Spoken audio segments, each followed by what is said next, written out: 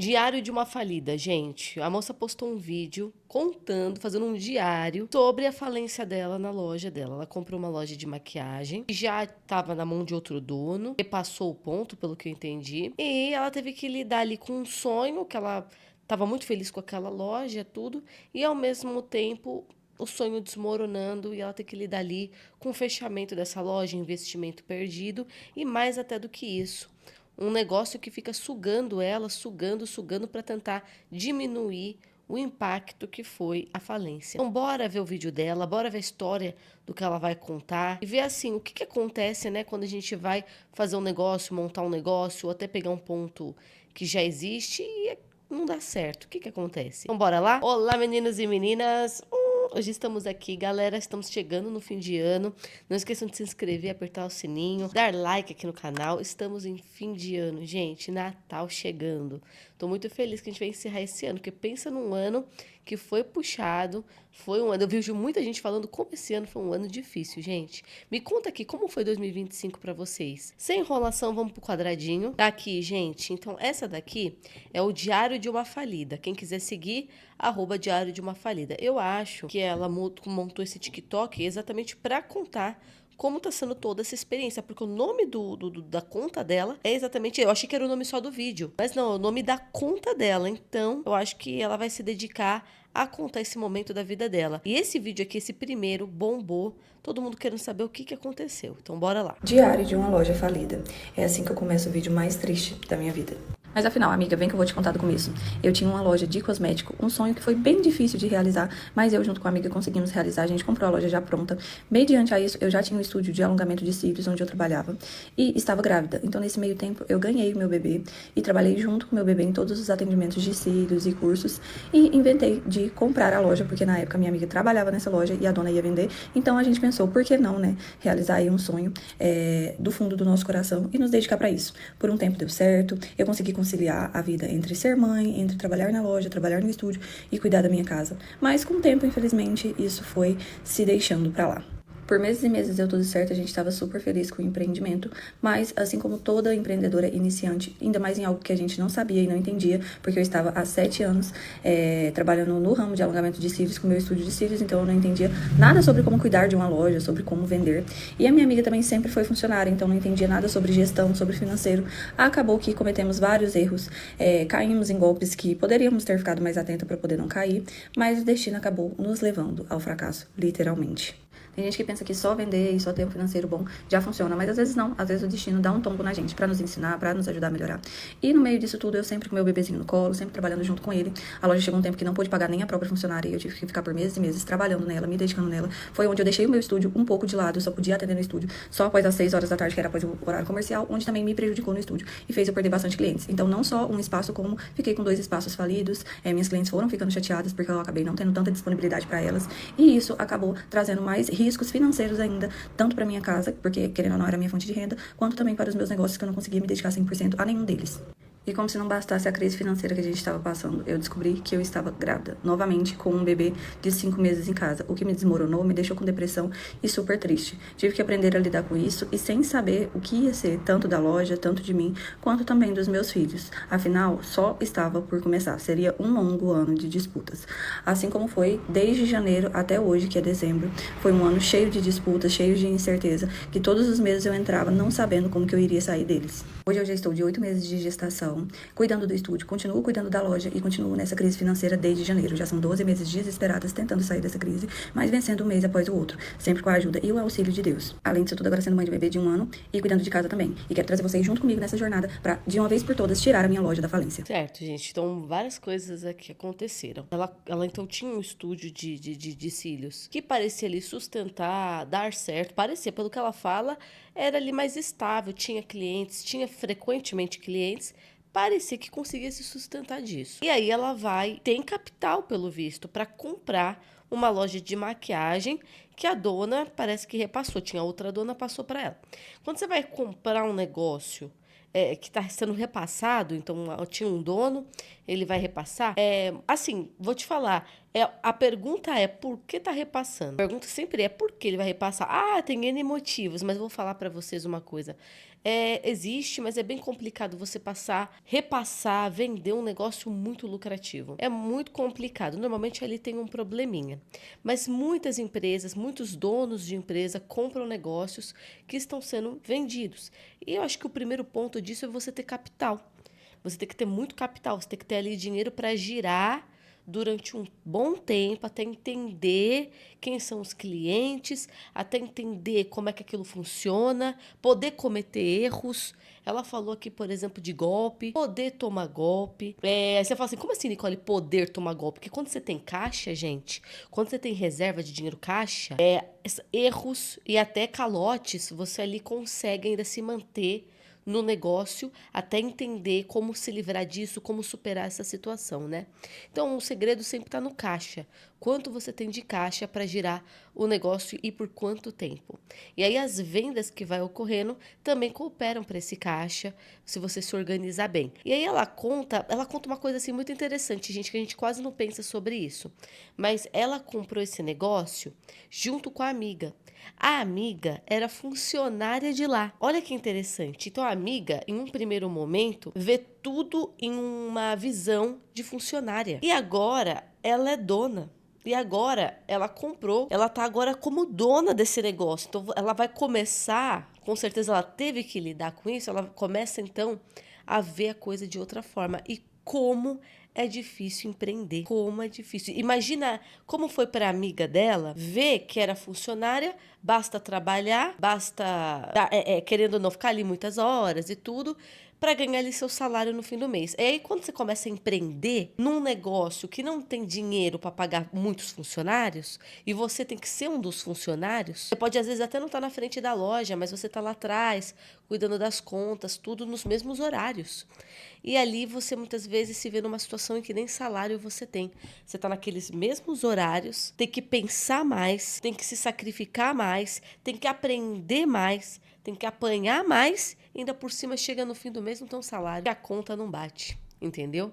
A conta não bate se você contratou um funcionário, primeiro garanta o salário dele, depois você pensa no seu salário. Então ela pode ter visto isso, que é a realidade, gente, do microempreendedor, micro, médio ali que está lidando ali com o primeiro negócio, né? É óbvio que não é a realidade de uma multinacional, né? É claro que não é. Tem várias realidades quando a gente fala de empresa, né? E ali ela começa então a ver o negócio dela cair, gente. Começa a ver o negócio dela cair, por quê? Ela não explica exatamente o que é. Porque ela não fala assim, se teve problema nas vendas. Ela dá apenas uma pincelada à questão de muitos erros, falta de conhecimento na área e tomaram muitos calotes, golpes, certo? E ela fala assim, todo mundo acha que basta vender bem e ter um bom financeiro e tudo flui, mas às vezes, gente, o destino... Gente, vou falar para vocês que montar um negócio é um quebra-cabeça que se conecta e monta uma imagem. Sim. Então, por exemplo, ela disse assim, nem sempre se trata de vender bem e ter um bom financeiro. Às vezes o destino pode te levar a falir. Mas normalmente para um negócio falir, gente, é uma sequência de coisas. Normalmente não é uma conta, um golpe, um erro. Normalmente não é uma coisa. É uma sequência de coisas. Às vezes é tudo junto. Falta de caixa, falta de venda, não entende por que não tem cliente, aí tenta fazer promoção, a promoção não é suficiente. Normalmente é uma sequência de coisas que faz você fechar um negócio. E para quem tem empresa maior, é até pior, porque são contas mais complexas. De fluxo de caixa e a falta de balanço no fluxo de caixa, você entra em falência com muita venda e com dinheiro circulando, você entra em falência. Por quê? O caixa estava avisando e você não estava lendo ele, não sabia ler os números, né? Então, tantas formas de falhar um negócio, tantas formas, mas normalmente não é uma coisa só, normalmente são várias coisas. E uma delas que mais pega é a falta de conhecimento mesmo. A falta de conhecimento de nós brasileiros, a educação, não pegar firme ali é complicado, gente. A gente tenta montar um negócio e a gente sempre se vê naquela situação do microempreendedor, porque sair disso te coloca numa situação muito arriscada de falência, falência da mais cruel que tem de você sair devendo 500 mil no banco, 300 mil no banco, tudo porque você saiu do micro, você saiu do empreendedor individual e foi ali para o empreendedor maior e a falta de conhecimento acabou te acompanhando. Por quê? Porque é muito difícil esse conhecimento mesmo. Ele se mistura entre cursos, mas também muita coisa que você tem que viver, muita vivência também. E viver, às vezes, te leva a apanhar um pouco. Mas, enfim. Então, ela teve que lidar ali. E aí vem para a pior parte, gente, que é uma coisa que eu vivi e me causou um trauma muito grande em empresa, em ter seu próprio negócio. Ela falou assim, chegou um momento em que para manter a loja viva, eu vou até deixar o vídeo aqui, porque eu tô falando, e aí fica só eu falando, né, gente? Aí ela fala assim, que para manter essa loja viva, ela começou a falir o outro negócio dela. Ela começou a falir o outro negócio dela para tentar manter esse sonho vivo. Eu vou falar para vocês um negócio sobre empresa, principalmente para um microempreendedor. Não, eu não estou me referindo ao MEI e ao individual. Eu estou falando do ME, microempreendedor, ME, e o EPP, que é maior, fatura mais ainda. Vou falar, se você comete um erro de número na sua empresa, presta atenção, gente. Uma experiência que eu tive que, cara, meu Deus, gente, que buraco é esse? Que buraco é esse que ninguém fala, ninguém avisa, o Sebrae não avisa, outros empresários muitas vezes não avisam. Cara, ninguém fala sobre isso. Gente, se você cometer vários erros na sua empresa e você começar ali a entrar num processo de falência, galera, presta atenção. A empresa, ela se torna um buraco negro, em que ela engole tudo e todos ao seu redor. E você tem que escolher ou soluciona-se a solução através de um caixa, através de alguma coisa que você vai tentar ali como último fôlego, às vezes um empréstimo, ou você abre falência. Porque na hora que a conta não bater, ela seguir vendendo, ela tem vendas, ela tem ali, ela está acontecendo, mas ela está toda errada de números, ela se torna um buraco negro engolindo todo mundo. Simplesmente ela vende, vende, vende, não entra dinheiro suficiente porque as contas estão erradas. Às vezes a conta está certa, mas o fluxo de caixa tá errado. E, gente, você começa a tirar dinheiro do seu trabalho, um outro trabalho que você tenha. Às vezes um sócio trabalha e aí ela começa a engolir.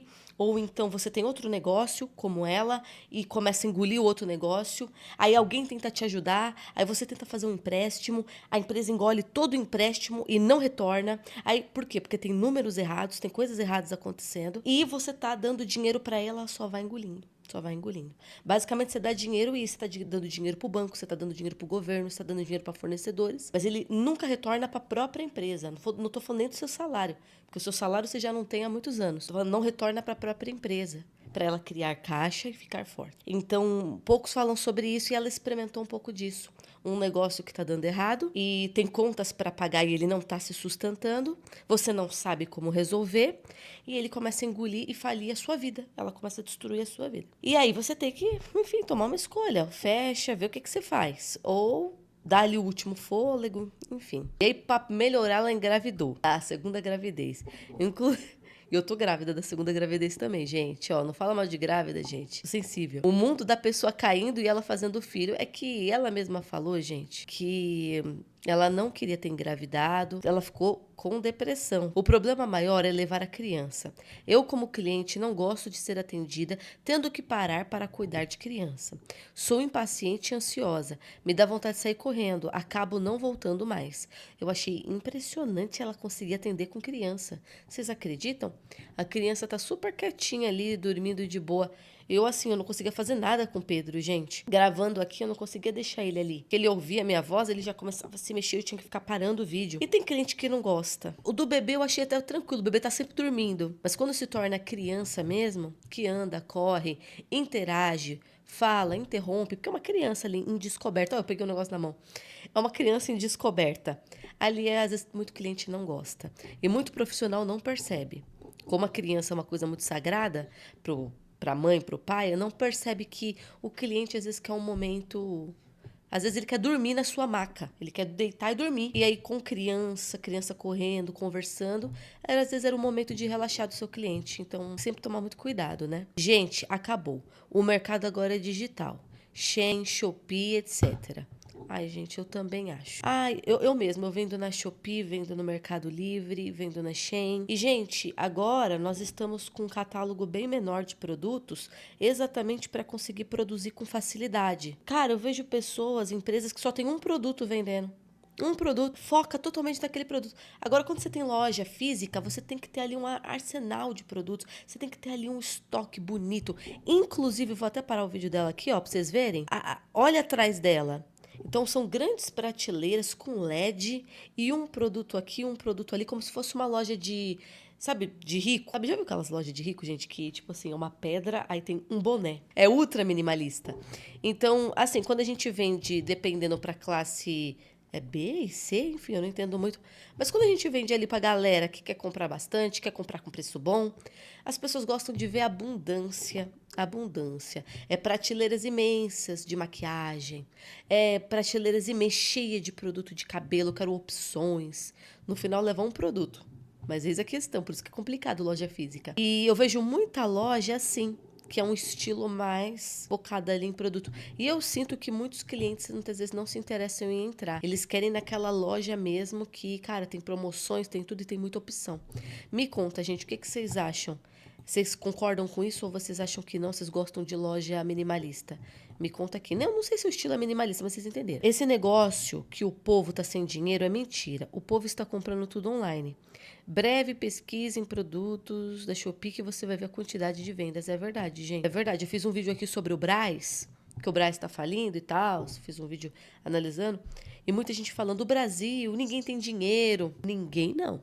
Existem classes que realmente passam muito aperto e necessidade. E existe ali um meio até de trabalhadores que roda muito dinheiro, viu? Vai ali no sacolão, compra pra caramba. Então existe um movimento de dinheiro, sim. E quando você vai online, tem muito, gente, mas muito mesmo.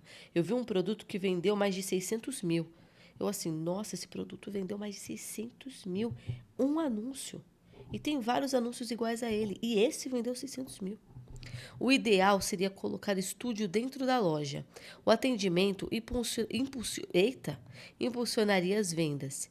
E vou fazer a unha lá e cosmético. Sempre saio com alguma coisa. Ah, boa ideia. E o pai?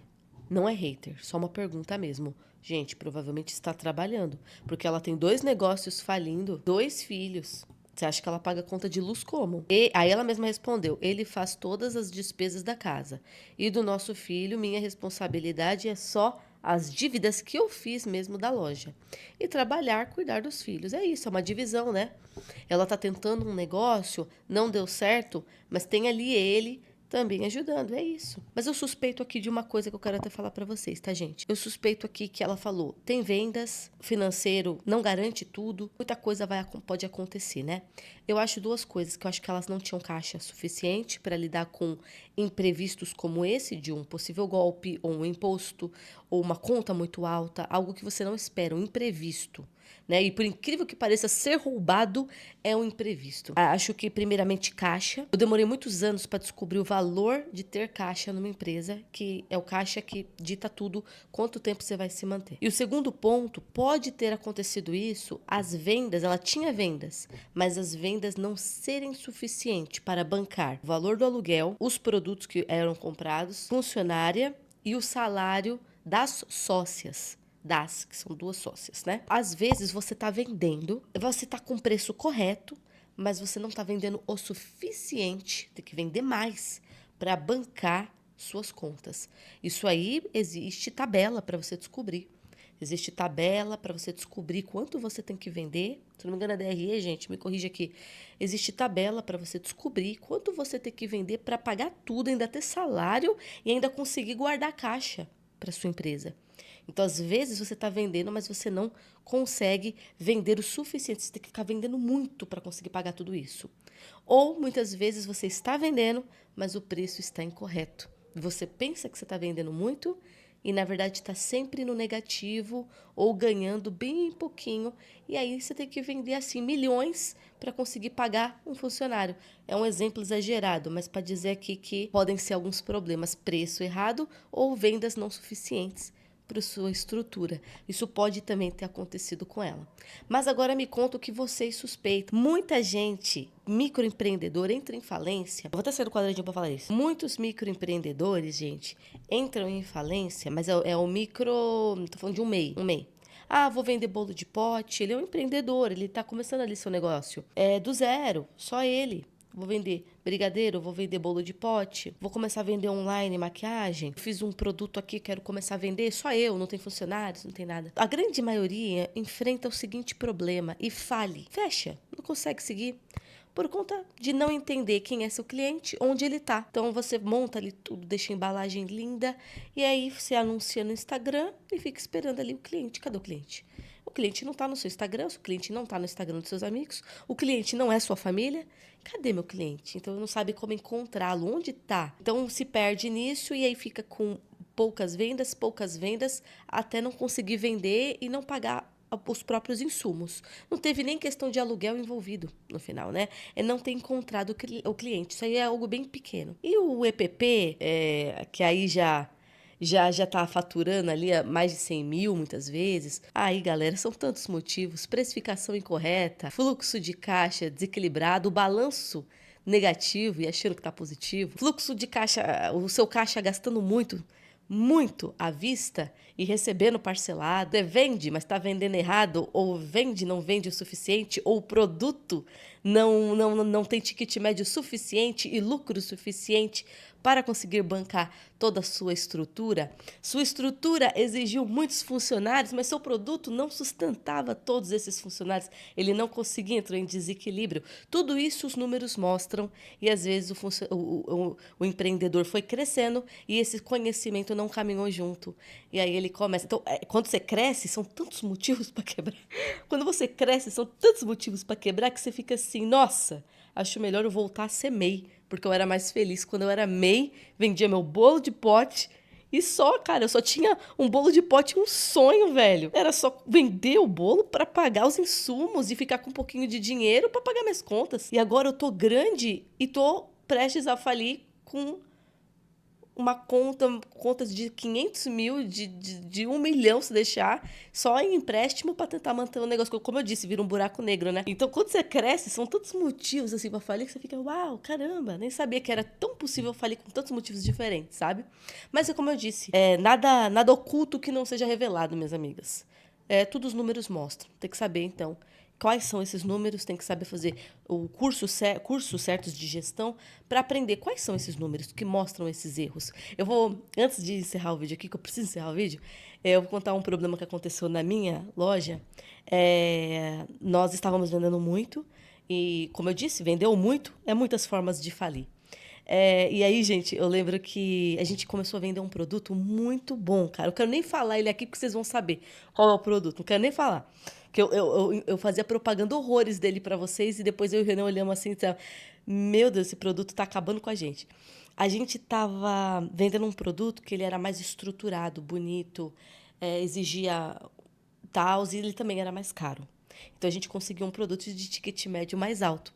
E a lucratividade dele, então o ticket médio era mais alto, mas o lucro dele também era um lucro legal, muito bacana. E ele dava um trabalho lascado. Um produto que dava trabalho, tinha que contratar mais gente para fabricar ele, tinha que aumentar a estrutura para fabricar ele, mas ele também era mais caro. Eu e o Renan abrimos a planilha, no momento errado, óbvio, eu devia ter aberto antes, para calcular direito e fazer comparações.